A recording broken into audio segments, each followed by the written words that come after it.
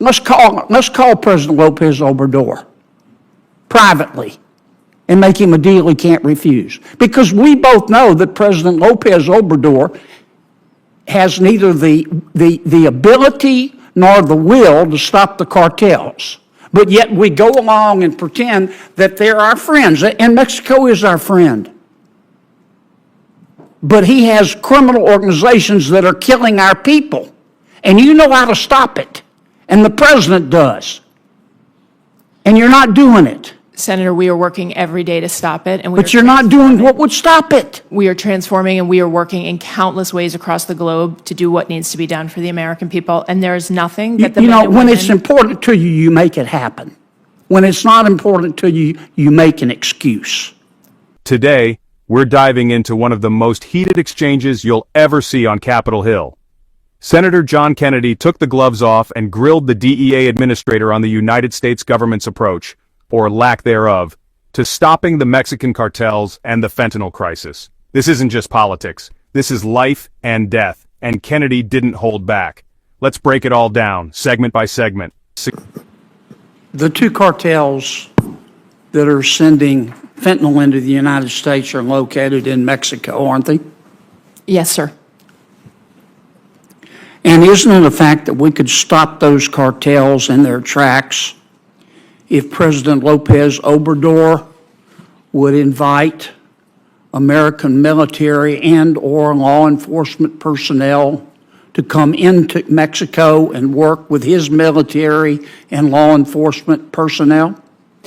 Senator, what I would say from my purview as the head of the DEA... But is my statement true or not?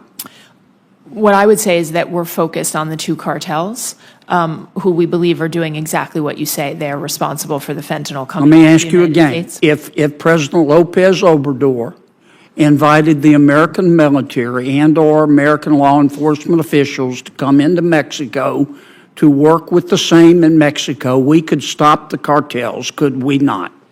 Senator, I believe this is a whole of government effort and has to be, including whether it's the military, us, FBI, now, and others. Madam Administrator, I've listened to you here for almost an hour telling us how bad fentanyl is. Thank you for that, but we know. Yes, sir. I'm going to ask you a third time. If President Lopez Obrador invited the American military and or law enforcement personnel to come into Mexico and work with the same in Mexico, we could stop the cartels. Isn't that a fact? So, Senator, I can speak to the law enforcement side of this, and you just mentioned law enforcement.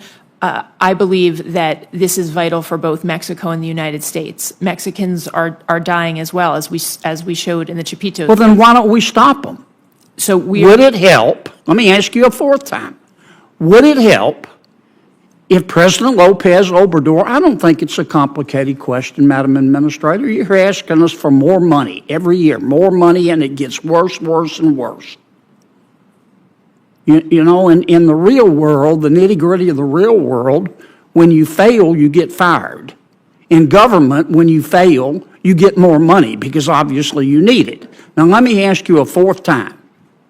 If President Lopez Obrador, and I'd appreciate an answer, if President Lopez Obrador invited the American military and or law enforcement personnel to come into Mexico and work with his, we could stop the cartels, couldn't we? I believe, Senator, that we can stop the cartels. Okay, have you made that suggestion to President Biden?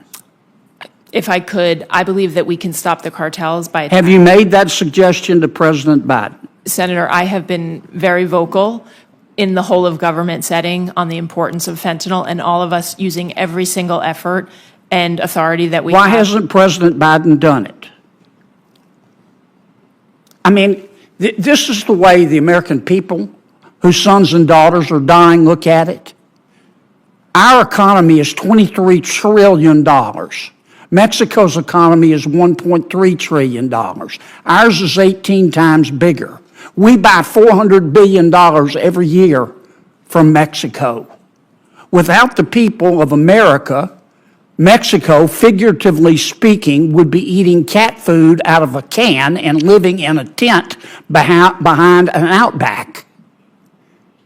So why don't you and the president, embarrassing no one, get on the phone and call President Lopez Obrador and make him a deal he can't refuse to allow our military and our law enforcement officials to go into Mexico and work with his to stop the cartels? Why don't you do that? Senator, what I am doing every single day is working with the incredible men and women of DEA who are risking their lives across 334 offices worldwide. And I appreciate that, but you're not doing what would work. Why won't you do what will work? Senator, why don't you call the president this afternoon and say, Mr. President, let's call President Lopez Obrador privately and make him a deal he can't refuse. Because we both know that President Lopez Obrador has neither the ability nor the will to stop the cartels. But yet we go along and pretend that they're our friends, and Mexico is our friend. But he has criminal organizations that are killing our people, and you know how to stop it, and the president does. And you're not doing it. Senator, we are working every day to stop it. But you're not doing what would stop it. We are transforming, and we are working in countless ways across the globe to do what needs to be done for the American people. And there is nothing that when it's important to you, you make it happen. When it's not important to you, you make an excuse. First, let's talk numbers. The U.S. economy is a staggering $23 trillion compared to Mexico's $1.3 trillion. That's an 18-to-1 ratio. Yet despite our dominance in resources, the Mexican drug cartels continue to flood our borders with deadly fentanyl. Kennedy's suggestion? Use that leverage. Make a deal Mexico can't refuse. But will President Biden take that step? According to the DEA administrator, that's not the strategy they're pursuing. Frustrating, right? This was Kennedy at his sharpest. He called out not just the DEA but the entire U.S. government. Why hasn't anyone picked up the phone and laid down the law with Mexico? Kennedy didn't mince words. He made it clear that when the government fails, the consequences fall on the American people. Sons, daughters, friends, and neighbors are dying, and solutions are sitting on the table. At the end of the day, this isn't just about politics. It's about lives. Senator Kennedy's grilling exposed a frustrating cycle of inaction and excuses. The question now is, will we keep letting this happen, or will real action finally be taken? The ball is in the government's court, and it's up to us to keep the pressure on. Thank you so much for watching. Don't forget to hit that subscribe button, and I'll see you in the next one.